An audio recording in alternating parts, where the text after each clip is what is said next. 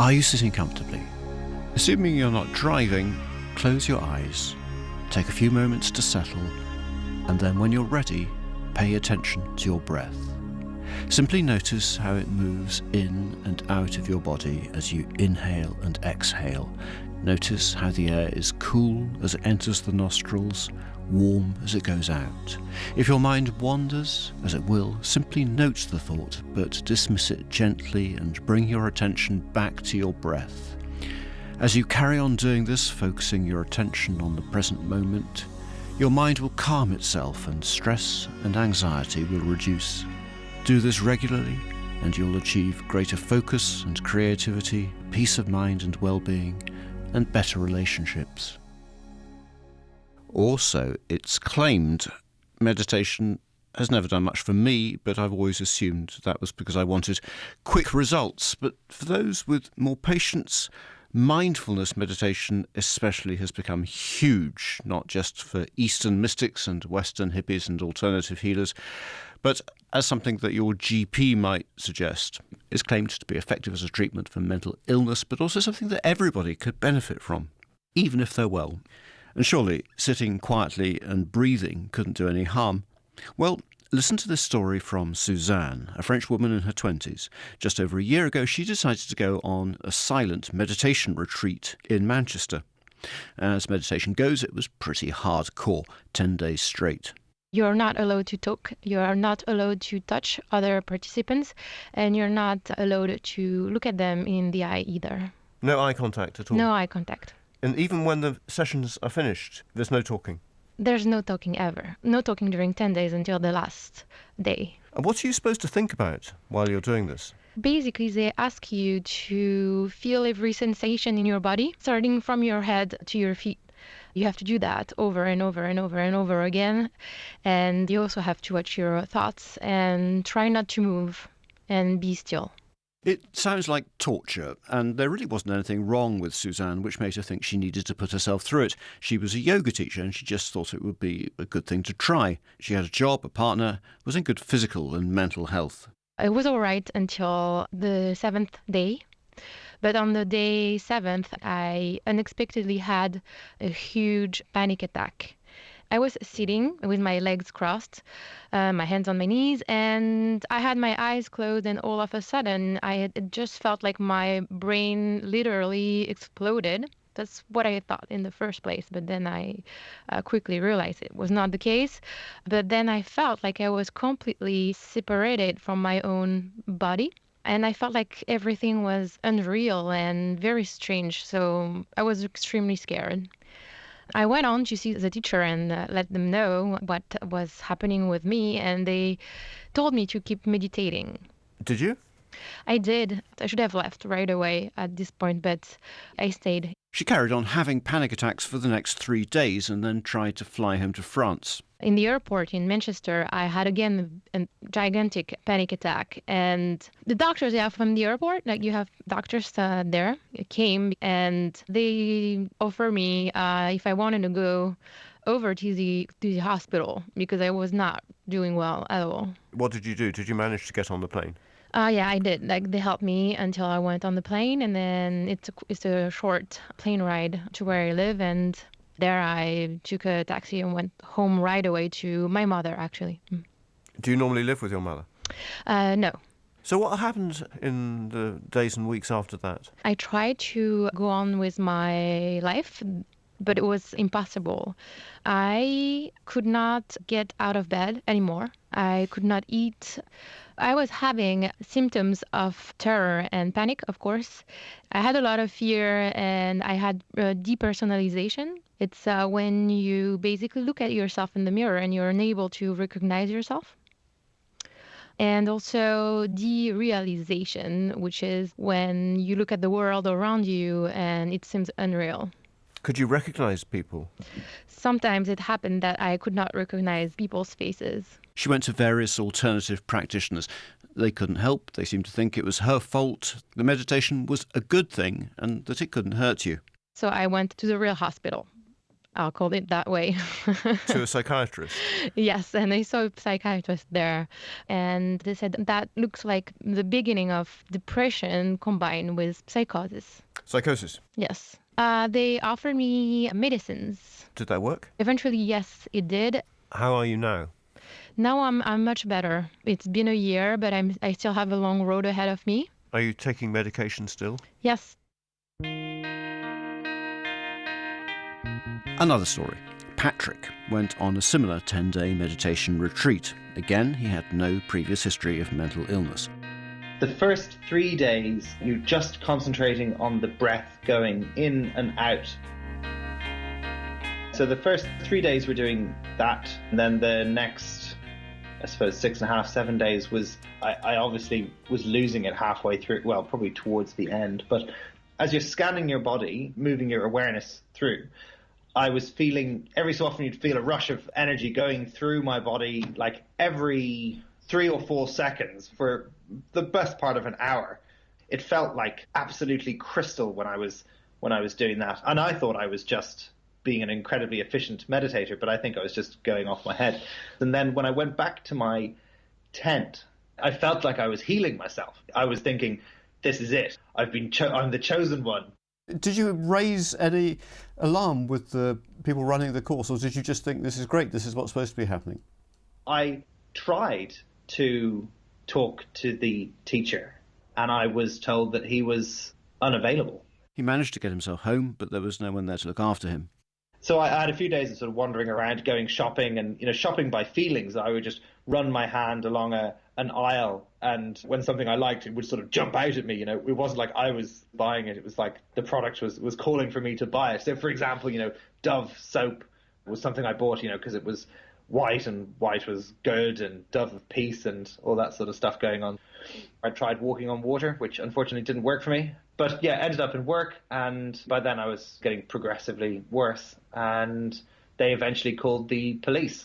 And I think it took 6 policemen to restrain me and take me to the hospital. Presumably you got medication. Yeah, they pump you full of fairly strong antipsychotics. He was sectioned under the Mental Health Act and diagnosed as suffering from bipolar disorder.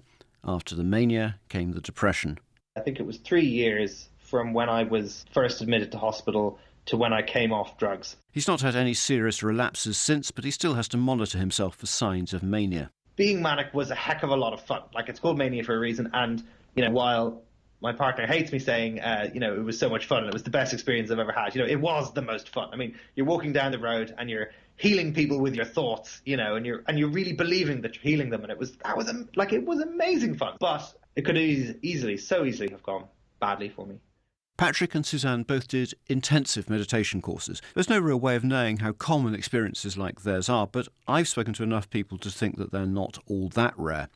And in case this feels like anti-meditation propaganda, let me introduce you to Daniel Ingram. His day job is as an emergency medical doctor in Alabama, but he's also a huge fan of meditation and runs an online meditation forum with 5,000 members. I've been online with this stuff for, 15 years, 16 years now. So that's what you might call field research, because I get to monitor the community, see people's discussions, hear a lot of case reports, and get a lot of experience talking with people about this wild and interesting world of meditation. From Daniel's point of view, strong experiences from meditation are exactly what you should expect if you follow the theory of Theravada Buddhism. In that tradition, there's a phase of meditation called the arising and passing away. For a lot of people, it's actually quite profound. It can involve Kundalini phenomena and shaking and vibrations and rapturous feelings and vivid dreams and hypersexual moments and bright white lights and body trembling. And it's sort of like throwing a switch in the brain. But the next phase is the one that can cause trouble. It's known as the dark night. For a lot of people, it's sort of moderate, and for unfortunate few, it can be pretty extreme depression, sort of micropsychotic episodes and psychotic depression, and can make people suicidal and occasionally even kill themselves. So it's worth knowing about it because that sequence is extraordinarily predictable in terms of the themes that people go through, the issues that people go through. But it's really amazing that somehow Western science has largely missed this, which is unfortunate considering the large number of people who are now meditating in sufficient doses to cross the arising and passing away. So the arising and passing away, is that something which you want to happen? It sounds pretty extreme the way you describe it, but is it a desired effect of meditation? Well, if you're trying to make progress in meditation, crossing the arising and passing away is a great idea. But the problem is with crossing the arising and passing away is the dark night is pretty much guaranteed after that. So the question is, do you want to have to deal with the dark night? Now, the dark night is useful if you're trying to get to stages of awakening. If you understand, yes, the dark night is going to happen, and I have good instruction and support, but you also have large numbers of people who cross the arising and passing away spontaneously, or in a yoga class, or in some, theatrical breath control workshop. I mean, you should see the emails I get. And there's a lot of this out there, and it's not just people who are going on long, intense meditation retreats. I know plenty of people who have crossed into this territory spontaneously, including a number of family members. I know someone who ran into it in their 60s on the way home from a yoga class and wrecked their car. They drove it straight into a telephone pole. I get all kinds of calls from people who said, I just did a mindfulness-based stress reduction course, and all of a sudden I'm having these crazy experiences. So we have all these people who may suddenly be launching into real meditative territory, which can, again, is profound opportunities, very interesting, can be transformative and healing, but not handled well can be destructive. So actually, my thesis would be that this is incredibly common. It's somehow totally off the radar screen of most of Western medical and psychiatric science, and that's grossly unfortunate because there are a whole lot of people out there who are having these experiences. Do you think it's likely to increase as mindfulness and meditation become, in a way, fashionable? Oh yes, I would say it's nearly guaranteed. I came across a report in an academic psychology journal about men in London who'd been doing meditation for non-clinical reasons. In other words, they weren't ill.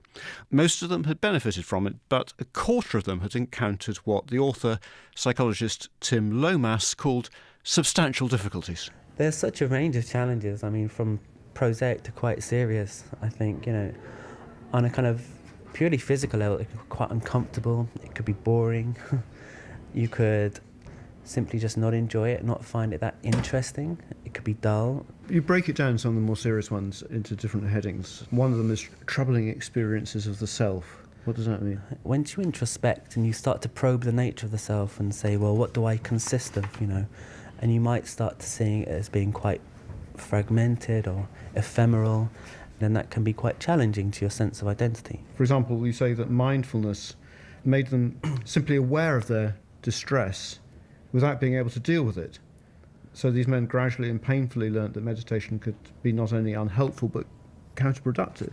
Yeah, I think some of these participants would report that in their early days, when they were feeling very low, they might try to meditate and then found they couldn't get the requisite internal space between themselves and their thoughts and just get drawn deeper into these thoughts. Your next heading is reality being challenged. Yeah. So essentially they had experiences that were quite trippy, just quite mystical. Many of them found these experiences very pleasurable, I think. But others found it frightening. Some of them experienced it as a frightening dissolution of identity rather than the sense of liberation which the practice is arguably designed to invoke. Yeah, absolutely. Yeah, they did. People had some very challenging experiences. Some of the meditation practices are about kind of questioning the nature of the self. It can feel quite disorientating, I think. So it's tricky because these experiences aren't necessarily good or bad. Yeah, you see, sometimes when you read this stuff, you think, I can't see how this can be good. Some of these people who you talk to say that there's a guy, Harry, who says he felt close to psychosis afterwards. The only reality I knew was to hold on to the doorknob. And I can't imagine why anybody would want to put themselves through that. I don't want to put words into his mouth, but it would be one of the most troubling but also transformative experiences of his life. So you do see things in a different way, and he came through it, but at the time was a difficult experience to go through. If you're part of a religious tradition that has a meditative component, and lots of them do, then you might accept these difficulties as obstacles on the road to enlightenment. But what's curious is the way that a spiritual contemplative practice has been turned into a sort of medical treatment. And if you want to find the roots of this shift, I think you need to turn back to the 1960s. It was then that Transcendental Meditation, or TM, hit Britain. It was the brainchild of Maharishi Mahesh Yogi, who taught it to the Beatles, who'd travelled to Bangor to meet him. Transcendental Meditation is still around, and one of the leading figures in Britain is David Hughes. TM is a simple mental technique, non-religious mental technique, which is practiced twice a day for 20 minutes, sitting comfortably with the eyes closed. And what do you do? The technique involves using what we call a mantra. It's a word which doesn't have a meaning, but which does have a specific sound value, which is chosen specifically for the individual. So we teach TM on a one-to-one basis to make sure that the right sound is given to the right person. And you stick with that mantra? You have that mantra all your life? That's the mantra you use all your life. And the nice thing about this... What's your one then? Well, the other thing is you don't tell other people what your mantra is, Why not? because we want to keep this technique accurate. What do you think are the health benefits of TM? TM's been found to be extremely effective for reducing anxiety, for example. And there's a lot of other research that goes along with that, heart disease and so forth and so on. But you're looking at literally, I think it's something like 18 disease categories. Is it important, do you think, in the TM movement that these claimed benefits are backed up with proper science? Yes, I think it's very important. When Maharishi first brought TM over to the West in the 1950s, meditation was only ever associated with religious practice. And Maharishi's take on this was that this is a scientific age. We can't expect anything to be accepted unless it's producing scientifically measurable benefits. So do you think he, in a way, took it out of the esoteric sphere, in a way? Yeah, absolutely. Because, again, his take on this was, because it doesn't depend on belief. In truth, TM was an odd mixture of science and the paranormal. There were many other studies that the Maharishi's followers claimed, and still claim, show that meditation can stop other people in the area committing crime. Of course, the studies are contested. But what of the research that shows that TM is good for your own health? Some of the studies seem credible, but what's harder to pin down is whether TM is better than any other relaxation technique. You need proper control groups, so the meditators are compared to a similar group of people doing a non-meditative task. Someone who went to the trouble of doing this back in the 1970s was Jonathan Smith. I talked about his experiment to Miguel Farias, a psychologist at Coventry University. He thought that the way to get a really, really solid study would be to have a control group where there was a sham or placebo meditation. The instructions were for the placebo group where you just sit down for 20 minutes in that chair in a silent space and you can think about anything you want. What Smith also did was to write up a fake 70-page manual about the technique, which he gave to a research assistant, and asked the assistant to give a lecture on it to the people doing the fake meditation. The point was to make them expect that it would do them some good. So you ended up with people who did transcendental meditation intervention, and they had their nice little lecture about the potential benefits of TM. And you had the same thing with his other mock placebo technique. And he also had what we call a passive control group, so people who were just going about their lives the usual way. And after 3 months, the meditation and the mock meditation both had higher psychophysiological outcomes, but there was no difference between these two groups. After 6 months, there was still no difference. TM worked, but so did sitting quietly. Miguel Farias has co-authored a book, The Buddha Pill, which deftly fillets the academic studies on meditation and mindfulness and ends up discovering rather little. As far as he's concerned, in a proper trial, you need people to be assigned randomly, either to a meditation group or to a group which is given something similar to do. And if you look not just at single studies, but at meta-analyses which pool all the high-quality studies, then, says Miguel, it's hard to be sure that mindfulness is better than anything else. You set the bar very high, don't you, in terms of what you consider to be an acceptable study? Yes, but then the claims that are being made about the benefits of meditation are quite extraordinary. And what happens, presto, what happens when you look at how meditation or mindfulness works when contrasted with these other active treatments? Generally, the differences disappear. Meditation isn't any more effective than these other techniques. But where are you coming from with all of this? I mean, you seem to have grown sceptical of it, or were you skeptical to start with because you come from a different tradition? No, not at all. I was very, very optimistic, a kind of romantic optimism that techniques like meditation could lead to astonishing results. And part of it was because some of the literature I was reading did make those claims. And unless you think it through carefully, you just believe in it. Even the idea that mindfulness calms you down and de-stresses you, even that seems uncertain. In one study, people were given a stressful task and then asked to do mindful meditation. Another group was given the same stressful task, but instead of meditation, were taught to analyse poetry. Then both groups were asked how stressed they felt, and the levels of stress hormone in their blood, cortisol, were measured. You had both the questionnaire measures about how stressed you are, and you had cortisol measures, which is a biological measure of stress. And you get this incongruent effect in which people in the mindfulness intervention reported to have lower stress levels than the control group in the questionnaire. But when you looked at their actual cortisol biological stress levels, they are more elevated. So they thought they were less stressed, but in fact they were more stressed. Yeah.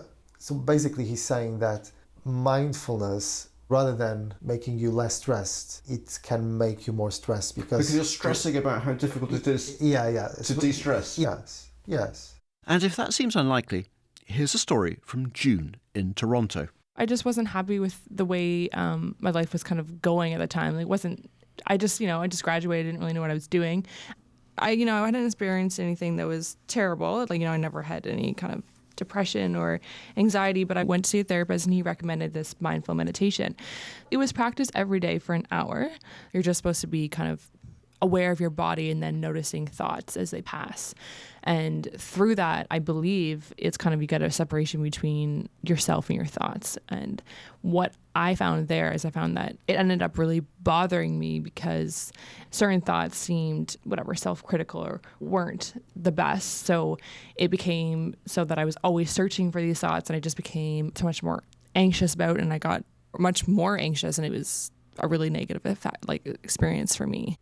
Near the end of the course, I started feeling more fluttering in my stomach. And then I had this panic attack, which I was not familiar with it. And that kind of just put me over the edge. And I was completely overwhelmed. I thought that I was I don't know what is happening to me. I don't know what this is. It was just awful. I never felt that terrible before. And I had to change many, many things in my life.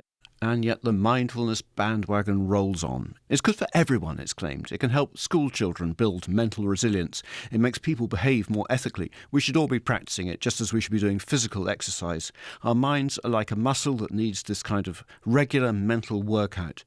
But why has it become so fashionable so quickly? One of the reasons it's very cheap and it's now easily accessible. The orange-clad gurus have been replaced by white-collar scientists, so it has the respectability of science backing it. And on the other hand, there is something else which is a bit more intangible.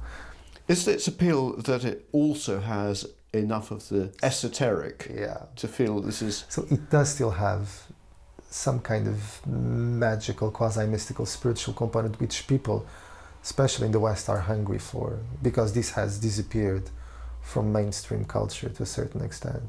The interest in meditation techniques has been in the rise, and the whole ideology about how they work comes from the 60s. So the ideas that we're dealing with, how they work for everything and for everyone, they come from the 60s, this very optimistic, romantic notion. And slowly, it took 40, 50 years, but slowly it permeated more mainstream culture until it became mainstream. So how do we square this skepticism with the fact that you and I know of people who've had quite bad experiences with it? It's quite hard to say it doesn't work and also at the same time say it's really dangerous. Right. That's a very, very good point. I think the major argument would be that there's a huge variation in how people react to it. If anything, the people who have had adverse effects I think are strengthening the argument that the mind just doesn't work exactly like a muscle. It's not just like a muscle. There's quite a lot of other things going on. And that just shows a very, very wrong, naive assumption about how we function as human beings.